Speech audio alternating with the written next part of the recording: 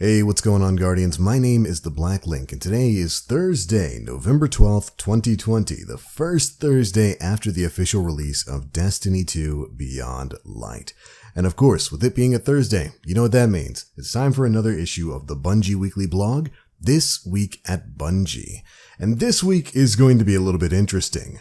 Unsurprisingly, as the general rule of thumb goes, since we had an expansion drop this week, of course we had patch notes drop alongside that expansion, the TWAB this week is notoriously light on information. So I'm going to spend a little bit of time towards the end of this video talking a bit about Beyond Light itself, what I like thus far, and a few things that I do hope get changed sooner rather than later.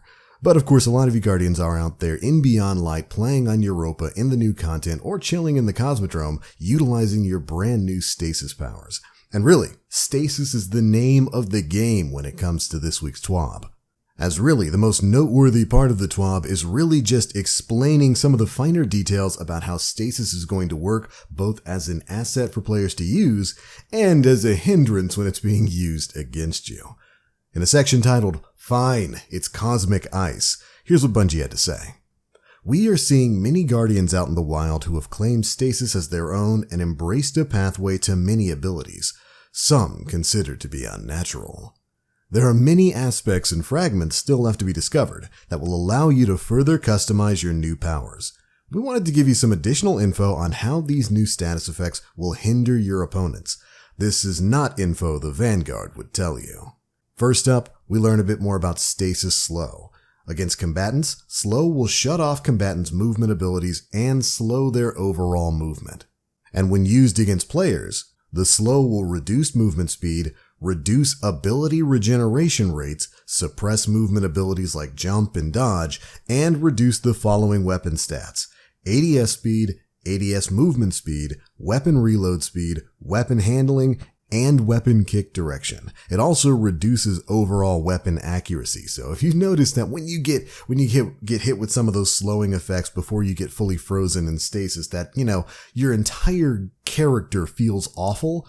Yeah, turns out that's on purpose, and this is why. And honestly, this is one of the things that I hope they tune first, because if anybody out there has played even a little bit of PvP, if you've even thought about jumping into PvP, it is a mess right now with all the stasis abilities. They are clearly out of balance when it comes to a player versus player environment. And given the fact that enemies don't experience, all of this suppression of abilities and jumps and all that kind of stuff, I think maybe Bungie could stand to tune the effect against players down just a little bit. I think that'd be a great benefit for both PvE and PvP. But moving on, we also learn about how Stasis Freeze affects opponents as well as other players. And here are those details. Against all targets, Freeze can be shattered by damage. Shattering a Freeze causes it to do AoE damage to the frozen target and all other nearby targets, including other frozen targets. Freeze will last for some duration before crumbling off, and unlike shattering, a freeze that crumbles does not do any damage to the frozen enemy or nearby enemies. And of course, this is just explaining a bit more about how stasis works. When you freeze enemies, you basically shatter them, and it does kind of like an AoE around them that will destroy other frozen enemies, causing a shatter effect on them as well. It's really actually pretty cool. What I will say is that when you let the freeze crumble off, it not dealing damage to enemies, it's a little bit weird to me that that's the case for enemies, but like when you're a player who's frozen, again, you gotta hold the button to break out of the ice, which I think could probably be changed to maybe a button mash kind of mechanic, allowing you to break out a little bit faster. That's definitely going to be something we talk about in just a little bit. But they also probably should tune the amount of damage players receive when breaking out of their own stasis encrusted freeze. Again, we'll talk about that in just a bit. But alright, here's how freezing works against enemy combatants. This is PvE enemies. Freeze will lock all non-boss combatants in place for the duration of the effect, and bosses will automatically shatter out after some duration. But against players, Freeze will lock players into place when applied for the duration of the effect. While frozen, players will have their class ability replaced with a new breakout ability that allows players to exit their freeze early at the trade-off of health. The damage this breakout does can be reduced by the resilience stat. The more resilience, the less damage you take. and players can activate their supers to immediately break out of the super state. I like the last thing there. I like being able to use your super, basically flooding yourself with light to break out of the freeze state. But the thing above it is probably one of the most annoying things about Beyond Light right now. As a player, it's so easy to get frozen, whether you are playing in PvE or PvP, and it's such a cost to break out of it. If you don't break out of it in PvP, you're dead anyway, because somebody's going to come up and just clap you with a shotgun like Duality or something. In PvE, you're just going to get surrounded and slapped by every enemy in the room. If you break out of it, you sacrifice a significant chunk of your health. And yeah, I guess you can reduce that with resilience, but I think right now, the amount of health you lose when breaking out of stuff is just a little bit too high. Definitely something they could probably tune. Alright, next up is how freeze works against players and roaming supers. It locks players in place until broken out, and players will quickly shatter out and take a small amount of damage. Against one-off supers, so stuff like Nova Bomb, suppresses super and locks players in place until broken out or expires. All player freeze rules apply here, and that also really doesn't feel great. If you're using something like Nova Bomb and you just jump into the air and immediately get frozen because somebody drops a grenade at your feet or shoots a ice melee or something at you, or good lord, if you've unlocked the Arc Bolt, the Frost Bolt grenade, it's just ridiculous right now. Feels really bad to completely lose your super and be suppressed like that. Hopefully that's something they tune in the future. Anyways, they finish the section up by saying Stasis is a new damage type, and we're excited to see how Guardians harness this new power. As always, we are monitoring community feedback and checking analytics data to consider for future tuning of the sandbox. And there we go. That's pretty much it for the biggest bits of news contained in this week's TWAB. And while I think, it's nice to learn about some of the things with Stasis there, I didn't know resilience could reduce the amount of damage you pick up from breaking out of ice. I didn't know popping your super could break you out of ice. That's cool. Really cool.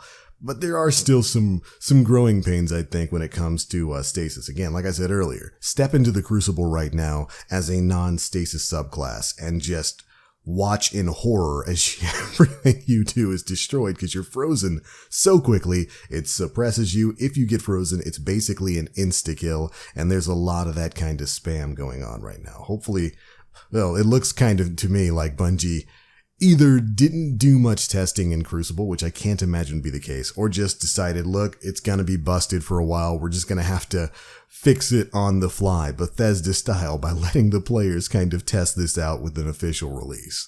Either way, Crucible is definitely a mess right now, and that's not even considering the other broken stuff like how Rose was still a 150 when the update came out. They had to disable that, and then everybody jumped over to Wither Horde because that thing was basically one-shotting people in Crucible for some strange reason, so they went ahead and disabled that. There's definitely a lot to fix here. I've enjoyed my time on Beyond Light so far. I think it's been a pretty good expansion. The story was alright. I'm really interested in the Clovis Bray stuff. Can't wait for the raid. One of the biggest complaints I do have to say is something I talked quite a lot about before Beyond Light came out, and that was the notion of sunsetting. As of right now, with Destiny 2 Beyond Light, we have lost about 75.5% of the weapon collection that we had.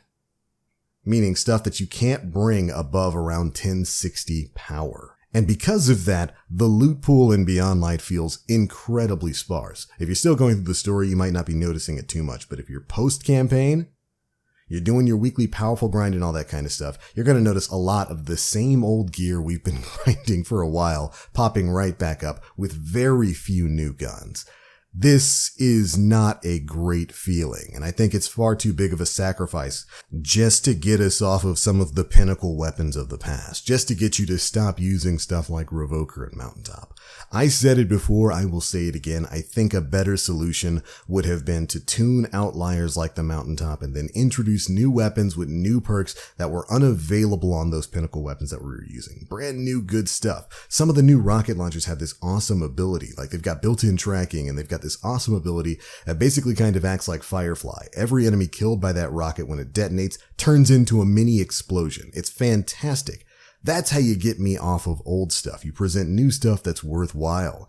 And I think this sunsetting of, again, over 75% of the game's loot has really not panned out well. Again, we're in the first week of this release. Maybe Bungie's going to surprise us when Season of the Hunt officially starts next week with a bunch of brand new weapons to kind of fill in the gap there. That's a pretty big gap to fill, and honestly, I don't think that's going to happen. And I think this idea of sunsetting a lot of the loot that we've been gathering over the last couple of years, only to have us regrind some of the old loot that we used to have, except in a much smaller world pool, doesn't really feel very good. But either way, I'm still playing Beyond Light. I'm enjoying it for the most part, but I do have some complaints, and I'm sure you do too, so be sure to let me know how you feel about this expansion down in the comment section below.